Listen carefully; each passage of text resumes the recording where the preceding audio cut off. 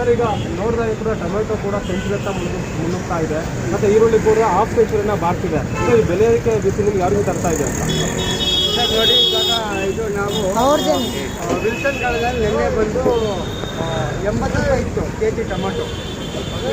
So 80 ರೂಪಾಯಿ ಇರೋದು ಮತ್ತೆ ಏನಾಯಿತು, ನಾವು ಇಲ್ಲಿ ಏನಾರು ಕಡಿಮೆ ಇದೆ ಅಂತೇಳಿ ನಾವು ಬಂದ್ವಿ. ಮತ್ತು ಇಲ್ಲಿ ಬಂದಾಗ ಇಲ್ಲಿ ಎಲ್ಲ 70 ರೂಪಾಯಿಗೆ ಓಡ್ತಾ ಇದೆ. ಇವಾಗ ನೋಡಿ, ಇವಾಗ ನಾನು ಸಿಂಗಲ್ ಆಗಿರೋದು, ನಾನು ಜಾಸ್ತಿ ಸ್ಟಾಕ್ ಇಟ್ಕೊಳ್ಳೋಕ್ಕಾಗಲ್ಲ. ಇವಾಗ ಇಲ್ಲಿ ಸ್ವಲ್ಪ ಕಡಿಮೆ ರೇಟ್ ಅಂದರೆ ಸ್ವಲ್ಪ ಎಲ್ಲ ಪಿಚ್ ಪಿಚ ಅಂತೇಳಿದೆ. ಪಿಚ್ ಪಿಚ ಇದ್ದರೆ ನಾವು ಸಾರು ಮಾಡೋಕ್ಕಾಗಲ್ಲ, ಅದೇ ಗೊಜ್ಜು ಮಾಡ್ಕೊಂಡು ತಿನ್ನಬೇಕಾಗುತ್ತೆ. ಟೊಮೆಟೊ ಗೊಜ್ಜು ನೋಡಿ, ಈ ಥರ ಪರಿಸ್ಥಿತಿ ಇದೆ. ತುಂಬ ಎಲ್ಲರಿಗೂ ತೊಂದರೆ ಆಗ್ತಾಯಿದೆ. ಇವಾಗ ಮಾರಾಟಗಾರರಿಗೂ ತೊಂದರೆ ಆಗ್ತಾಯಿದೆ, ನಮ್ಮ ಥರ ಇದು ತಗೊಳ್ಳೋರ್ಗೂ ತೊಂದರೆ ಆಗ್ತಾ ಇದೆ. ಈ ಥರ ಬೆಲೆ ಏರಿಕೆ ಆಗ್ಬಿಟ್ಟು ಒಂದು ಹಾಕೊಂಡು ರೇಟಿಗೆ ಬಂದುಬಿಟ್ಟೈತೆ. ಇದು ಅದರಲ್ಲಿ ತುಂಬ ಇದಾಗ್ತಾ ಇದೆ. ಈ ಥರ ಇದ್ದರೆ ತುಂಬ ಕಷ್ಟ ನಮಗೂ. ಟೊಮೊಟೊ ಮತ್ತು ಮರ್ತೋಗ್ಬಿಡ್ಬೇಕಾಗುತ್ತೆ. ಮೊದಲು ಲಾಸ್ಟ್ ಟೈಮ್ ಈರುಳ್ಳಿ ಆಗಿತ್ತು, ಇವಾಗ ಟೊಮೊಟೊ ನಮಗೆಲ್ಲ ತುಂಬಾ ಕಷ್ಟ ಆಗ್ತಾಯಿದೆ. ಅಲ್ಲಿಂದ ಇಲ್ಲಿ ಬಂದ್ರೂ ಬಸ್ ರೇಟ್ ಅಷ್ಟೇ ಆಗಿಬಿಡುತ್ತೆ. ನಾನು 1 kg 2 kg ತಗೊಳಕ್ಕೆ ಇಲ್ಲಿ ಬಂದ ಅಂದರೆ ಬಸ್ಸಲ್ಲೇ 30 ರೂಪಾಯಿ ಆಗಿಬಿಡುತ್ತೆ ಬಸ್ ಟಿಕೆಟು.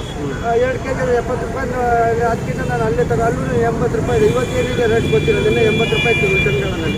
ಈ ಥರ ಸಮಸ್ಯೆಗಳಿದೆ ಸರ್. ಈಗ ಪೆಟ್ರೋಲ್ ಡೀಸೆಲ್ ಬೆಲೆ ಕೂಡ ಏರಿಕೆ ಆಗಿದೆ, ಅಡುಗೆ ಸಿಲಿಂಡರ್ ಬೆಲೆ ಕೂಡ ಏರಿಕೆ ಆಗಿದೆ, ದಿನಸಿ ಪದಾರ್ಥಗಳು ಕೂಡ ಏರಿಕೆ ಆಗಿದೆ. ಈಗ ಟೊಮೆಟೊ ರೇಟ್ ಕೂಡ ಜಾಸ್ತಿ ಆಗಿದೆ, ಈರುಳ್ಳಿ ಕೂಡ ರೇಟ್ ಕೂಡ ಜಾಸ್ತಿ, ಜೊತೆಗೆ ಪ್ರತಿ